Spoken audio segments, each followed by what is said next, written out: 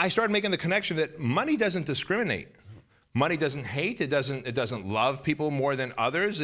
Money flows where there's solution. If you are a solution provider, money will flow to you.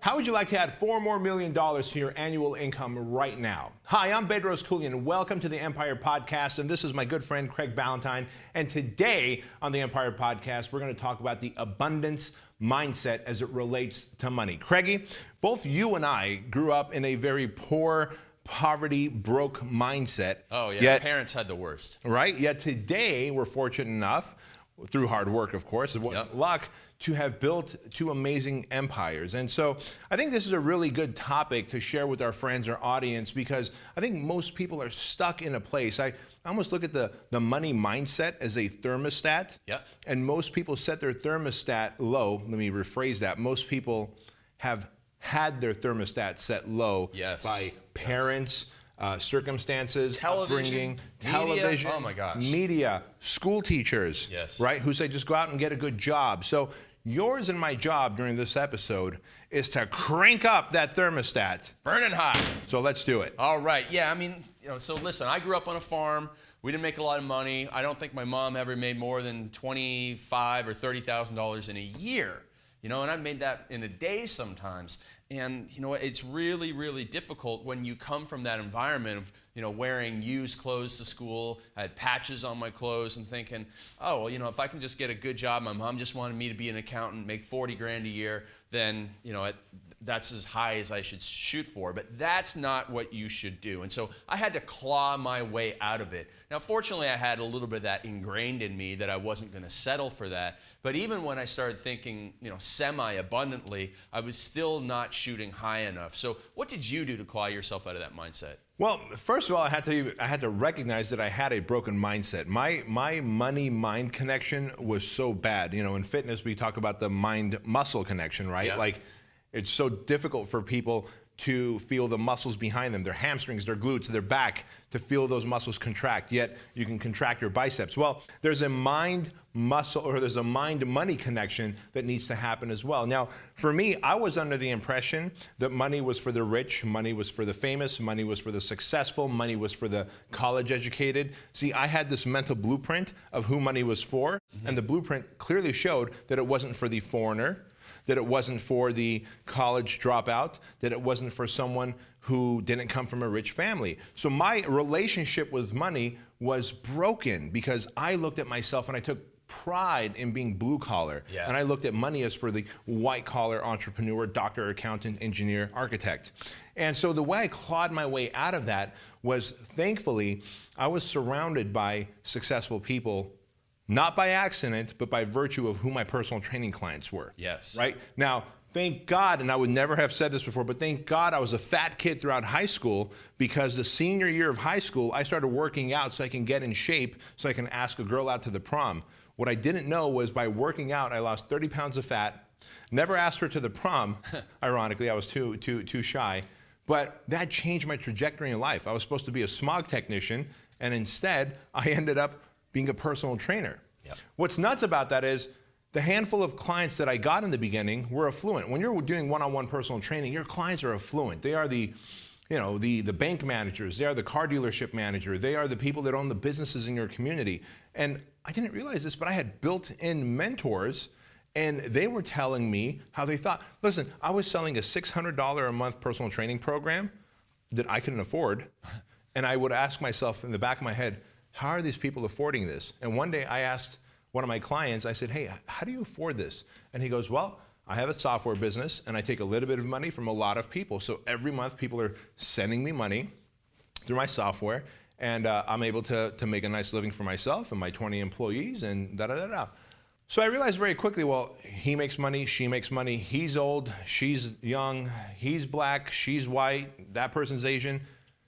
And everybody can make money. I started making the connection that money doesn't discriminate. Money doesn't hate. It doesn't love people more than others. Money flows where there's solution. If you are a solution provider, money will flow to you. If you are a person who just is entitled and expects money to come to you, but because I deserve it, not because I'm adding any value to society, money will never come to you.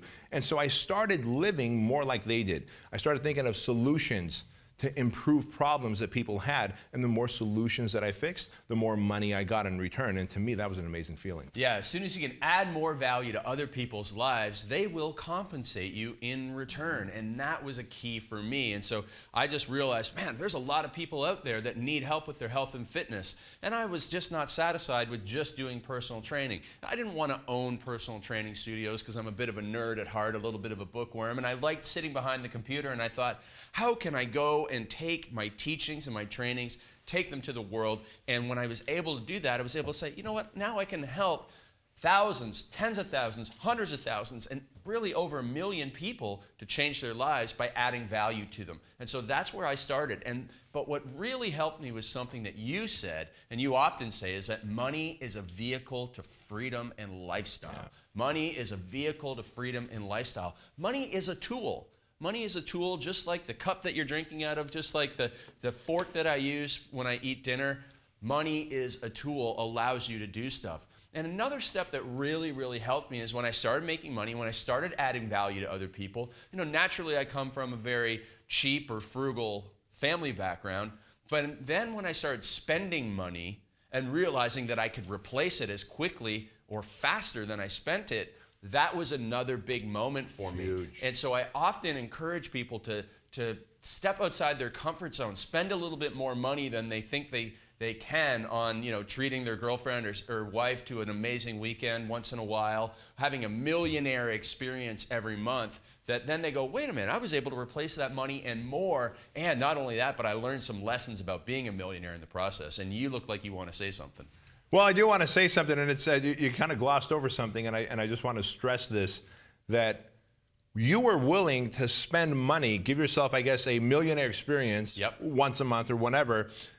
You were willing to do that, and I think psychologically something happens. When you give yourself a millionaire experience, and my first millionaire experience was actually given to me by my client who turned into a business partner, Jim Franco, right? He turned into a business partner, and he took me to a 5-star restaurant, and it was order anything you want off the menu. Just to give you an idea, like a year before that, I had gotten married in 2003. I'd gotten married, and Diana and I went to Maui. Yeah. And of course, this is our honeymoon, and this is going to be our big honeymoon dinner. And so we go to Roy's, right? The famous restaurant. Famous, right? The Hawaiian fusion restaurant. And man, my eyes were bugged out and back in again when I saw the menu. And I looked at because of the prices, right? The prices, and I looked at Diana, and she knew that we couldn't afford this, that I couldn't afford this. We both ordered something small and enjoyed the experience, and then left. Ironically, as we're about to drive out of the driveway, I go, hey, are you still hungry? She goes, yeah. I go, here's a McDonald's. Do you want to just go in there and get some food so we can actually be full? Right. And so literally a year later, Jim Franco was giving me this like millionaire lifestyle experience, right? Because it was like the year that we had started our business. So it was like the anniversary, and the anniversary dinner, and we're going. And dude, I'm at this restaurant looking at how they're serving me. It was the first time someone put a black napkin on my lap because I had darker clothes on, right? And would put lighter colored napkins on other people's. And I realized like there's the sommelier. I didn't even know what a sommelier was. I mean, like there's a wine guy, a guy who's just dedicated to delivering wine and explaining the wine to you. And so all of a sudden I felt click, click, click, and I was like, what is that sound?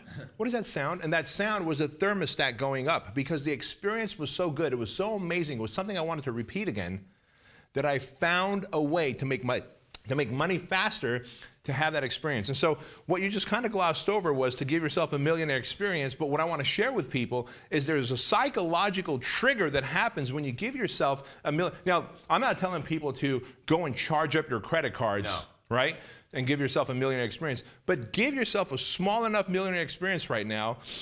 Smell it, taste it, enjoy it, touch it, Do you want more of it? Go fucking make some money, right? And then when we do that, now every week and every day, every minute of my life is millionaire experiences. We were in Seattle, sitting, sideline at the 50-yard line at the Seahawks game.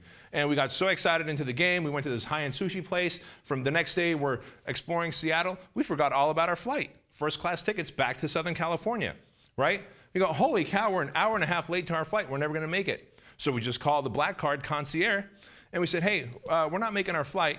No problem. For $4,000 more, so $4,000 more, we'll get you on the next flight, first class. Great, do it. Money is a vehicle to freedom and opportunity. It's a tool. That tool helped me enjoy Seattle with my family an hour and a half longer. Now, I didn't plan on spending $4,000 more. We forgot. But money solved that problem. Did I have better things to do with that $4,000? I did. But it's easy enough for me to go, wow, thank God I have money. And so I want more people to experience this, because these micro experiences of the millionaire experiences will ratchet up your thermostat, and soon your expectations become millionaire, billionaire lifestyle. Yeah, and so you have your money thermostat burning hot right now.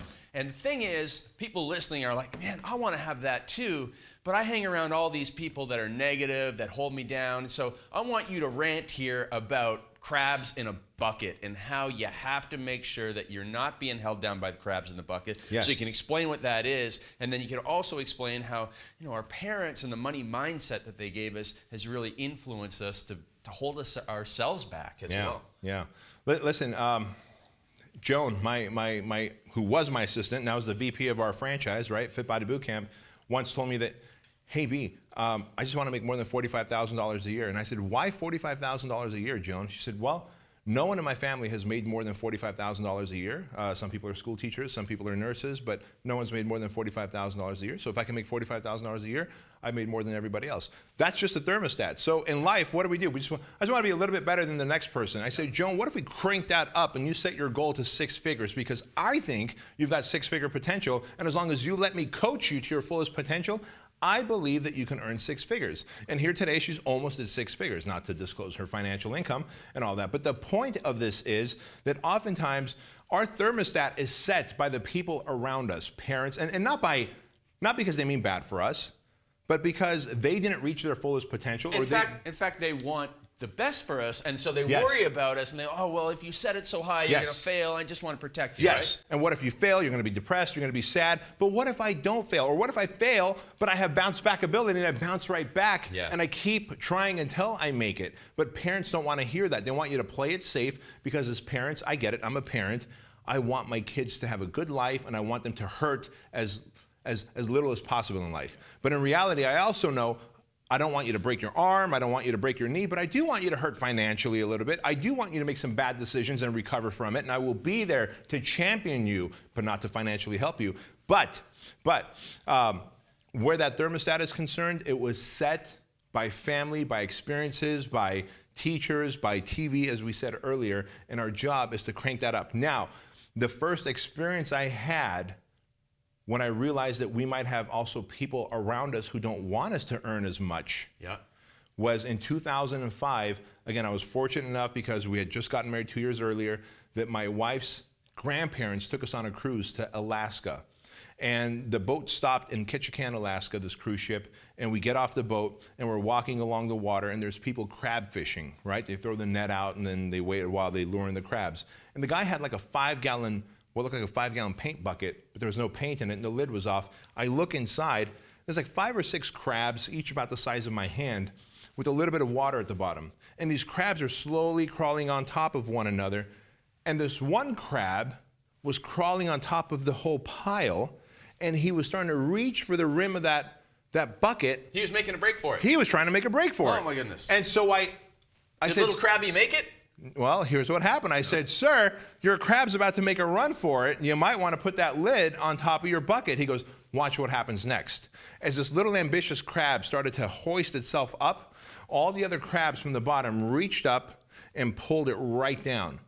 Now, in that moment, I'm hitting my wife like, did you see that? Did you see that? That's me. That's that crab. I'm trying to get away. I'm trying to make it. They're pulling me right down. The reality was that crabs instinctively are self-policing.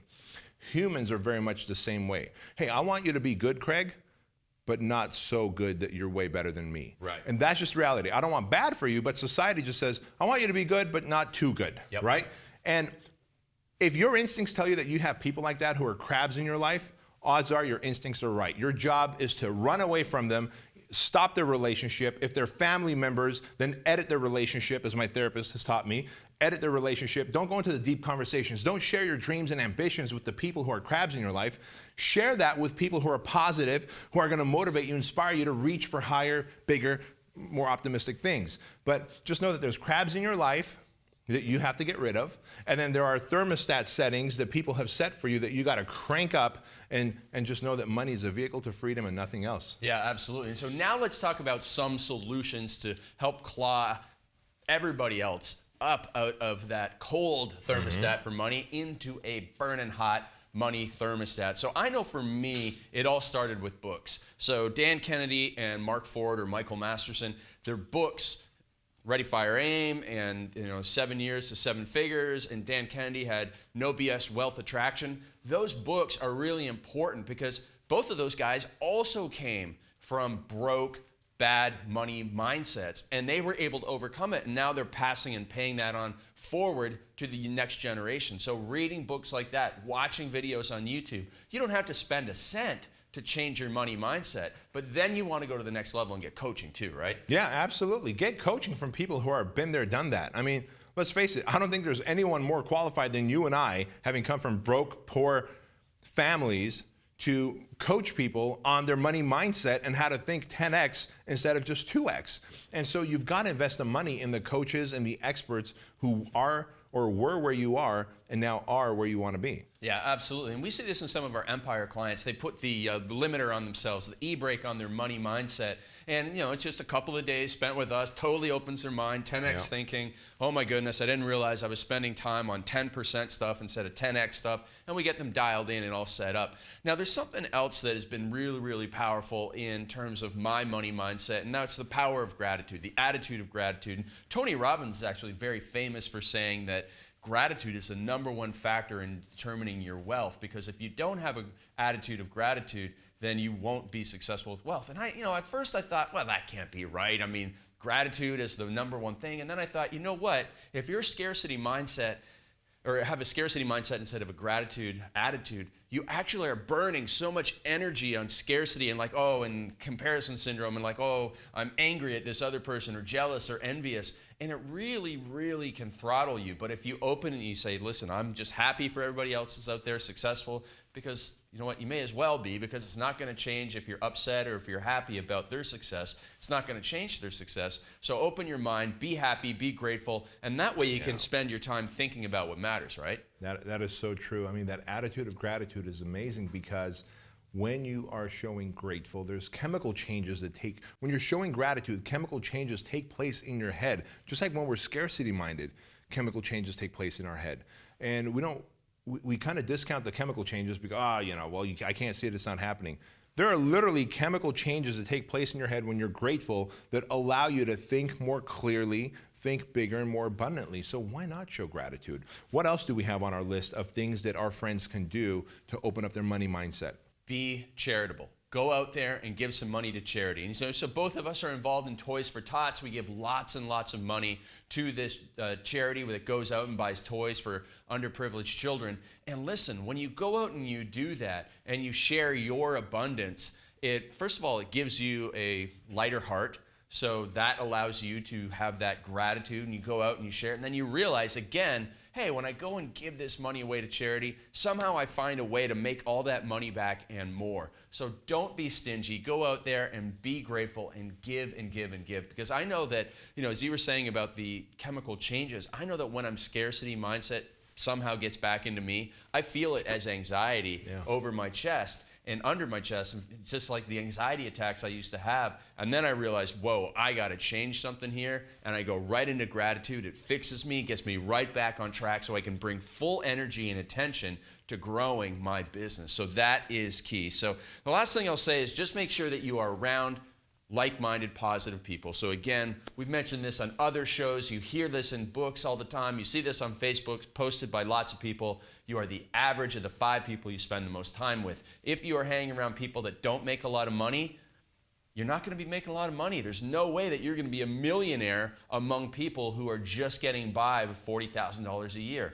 You might hang around people who are into charities and don't make a lot of money. That's great. You want to be around some positive people like that. But if you want to elevate your income, if you want to increase your business acumen, you have to be in the mastermind groups where you're learning from other people who are like-minded, just like you, same ambitions, and learning the techniques, the strategies, and skills to grow your wealth as well, right? Well said, well said. So to that point, if you'd like to get coaching from myself and Craig, and you might think that the Empire Mastermind is right for you, then I highly recommend that you check out the Empire Mastermind application on the empirepodcast.com website. And of course, if this episode gave any value to you whatsoever, we would love for you to leave us a comment, like, share, subscribe, and of course, whether you're on iTunes, Stitcher, or SoundCloud, please, please, please give us a 5-star review. We would greatly appreciate it, and thank you so much for your time.